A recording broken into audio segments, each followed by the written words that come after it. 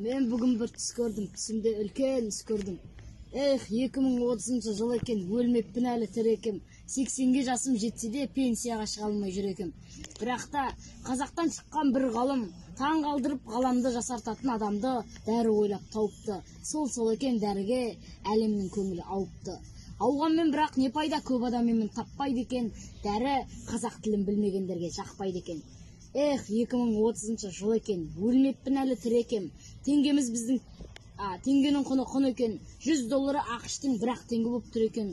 Тіліміз біздің тіл екен. Ағылшын тілі әлсіреп екінші орында тұр екен. Қазақтар әбден байытты, байлығына лайықты, басында завод қанатын кеңге жайыпты. Инвесторлар баяғы елдеріне тайыпты. Төлейді екен қазекең шетелдіктерге айлықты. 2030 жыл екен, өлмеппін әлі тірі екем.